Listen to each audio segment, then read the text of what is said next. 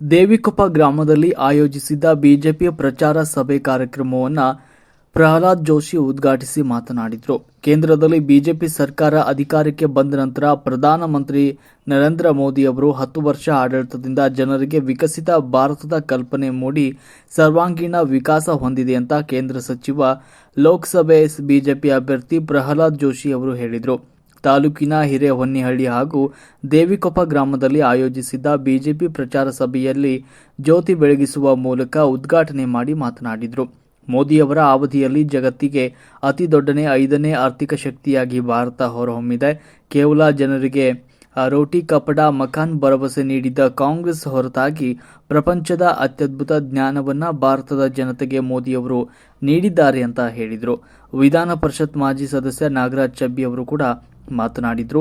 ಸ್ಥಳೀಯ ಸಚಿವ ಸಂತೋಷ್ ಲಾಡ್ ಅವರು ಮೋದಿಜಿ ಅವರನ್ನ ಪ್ರಶ್ನಿಸುವ ಪೂರ್ವದಲ್ಲಿ ಉತ್ತರ ಕರ್ನಾಟಕಕ್ಕೆ ಕೇಂದ್ರದಿಂದ ಅತಿ ಹೆಚ್ಚು ಅನುದಾನ ತಂದು ಅಭಿವೃದ್ಧಿಪಡಿಸಿದ ಕೀರ್ತಿ ಪ್ರಹ್ಲಾದ್ ಜೋಶಿ ಅವರದು ಅಂತ ತಿಳಿಯಬೇಕು ಎಂದರು.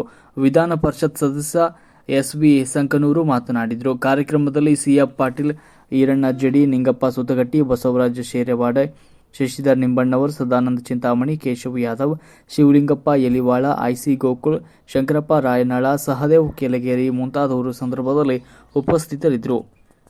ಯಾಕಂದ್ರೆ ಕಳೆದ 4 ಚುನಾವಣೆಯೊಳಗ ನನಗೆ ಲೀಡ್ ಕೊಟ್ಟಂತ ಒಂದು ಯಾವುದಾದ್ರೂ ಊರು ಮತ್ತು ಕ್ಷೇತ್ರ ಇದ್ರೆ ಅದು ಈ ಸುಕ್ಷೇತ್ರ ದೇವಿಕೊಪ್ಪ ಅನ್ನುವಂಥದ್ದನ್ನ ಮಾತನಾಡ.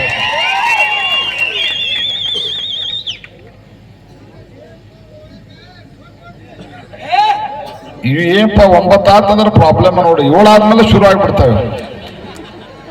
ಈ ಸಿದ್ದರಾಮಣ್ಣ ಗ್ಯಾರಂಟಿ ಹೊಡೆದಾಗ ಇಷ್ಟು ತುಟ್ಟಿ ಮಾಡ್ಯಾರ, ಆದ್ರೂ ಎಲ್ಲಿ ಹಿಡ್ಕೊಂಬಂದು ಕುಡಿದು ಬರ್ತಾರೆ. ಇವತ್ತು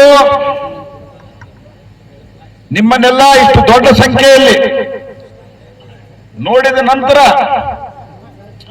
ಅದು ಸಹಿತ ನನಗೆ ಇಲ್ಲಿ ಬಂದ ಮೇಲೆ ಗೊತ್ತಾಯ್ತು, ನಿಮ್ಗೆ 6 ಗಂಟೆ ಕೇಳ. ಈ ರೀತಿ ಸಂಘಟಕರು ತಪ್ಪು ಮಾಡಬಾರ್ದು. ನಾ 7:30 ಟೈಮ್ ಕೊಟ್ಟು ನನ್ನ ಮೆಸೇಜ್ದಾಗೂ ಹಾಕಿನಿ.